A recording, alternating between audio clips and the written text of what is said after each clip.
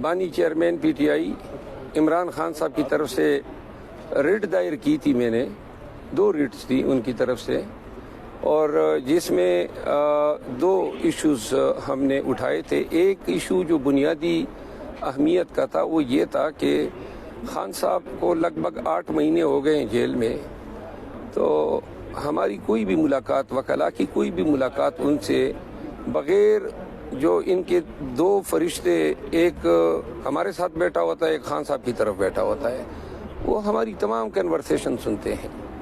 اور چونکہ وکیل اور موکل کے درمیان قانون یہ حق دیتا ہے، ایون پریزن رول میں بھی 566 رول کے تحت پرووائڈڈ ہیں کہ وکیل اور موکل کے درمیان کوئی بات سنی نہیں جائے گی. تو یہ قانون پامال ہو رہا تھا، اور یہ حق بھی وکلاء کا بھی اور خان صاحب کا بھی وائلیٹ ہو رہا تھا. عدالت کے سامنے جب ریٹ دائر کی تو عدالت نے اس اسپیکٹ کا دلچسپی سے نوٹس لیا، جیل حکام کو طلب کیا. آج اس مقدمے میں سرکاری وکلاء جیل سپرڈنٹ کو سننے کے بعد فاضل عدالت نے 2 احکامات جاری کیے ہیں. ایک تو یہ قرار دیا ہے کہ آئندہ کوئی بھی وکلاء اور خان صاحب کی کنورسیشن کو کوئی بھی نہیں سنے گا، اور اس فعل کو ڈپریکیٹ کیا ہے. اور ساتھ میں یہ بھی قرار دیا ہے، ہم نے شکایت کی کہ وکلاء کے ساتھ جو حکام کا رویہ ہے وہ ڈس ریسپیکٹفل ہوتا ہے، انتظار کرایا جاتا ہے گھنٹوں، اور انتظار بھی کوئی انتظار گاہ میں نہیں ہوتا ہے. اس پہ ہدایت دی کہ ریسپیکٹفل ٹریٹمنٹ دی جائے گی.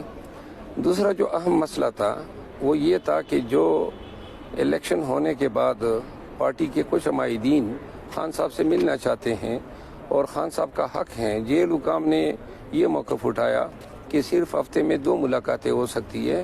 جج صاحب نے ان کی اس تشریح کو غلط قرار دیا اور یہ حکم دیا ہے کہ منڈے سے لے کر سیچرڈے تک ہر روز خان صاحب کی ملاقاتیں ہو سکتی ہیں، اور ساتھ میں جن افراد کی ملاقاتیں ڈیزائر کی گئی تھی ان کو ملاقات جلد فراہم کرنے کی ہدایت کی ہے. تو یہ 2 احکامات ہوئے ہیں. اس سے ہمیں ایک ذہنی کوفت ہوتی تھی، خان صاحب کے ساتھ ہماری کوئی بھی گفتگو جو ہے وہ کلاسیفائڈ نہیں ہو پاتی تھی. ایک اور بات جس پہ عدالت نے آرڈر کیا ہے، ہمیں خان صاحب کے پاس کوئی کاغذ پین لے جانے کی اجازت نہیں ہوتی تھی، اور کبھی کبھار کوئی کاغذ لے بھی جاتے تھے تو اس کی فوٹو کاپیاں رکھ لیتے تھے. اس کی بھی عدالت نے اپنے حکم نامے میں سختی سے ممانعت کی ہے کہ وکلاء کوئی بھی کاغذات لے جائیں گے، ان کی کوئی کاپیاں نہیں بنیں گی. بے شک سرسری طور پہ دیکھ سکتے ہیں سرچ کے وقت، لیکن نہ ان کو پڑھا جائے گا اور نہ ان کاغذات کی کوئی نقول تیار کی جائے گی. ابھی تک یہ ہوتا آیا ہے کہ ہم جب بھی کوئی کاغذات لے کر جاتے ہیں وہ کاغذات ہم سے رکھ لیتے ہیں.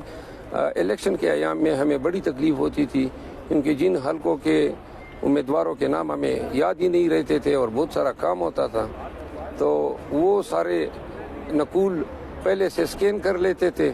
ہم سے پہلے ہی دیگر لوگوں کو یہ اطلاعات پہنچ جاتی تھی. تو لہٰذا آج اس حکم نامے کے ذریعے سکین کرنا، نقول تیار کرنا، اس کی ممانعت کرتی ہے.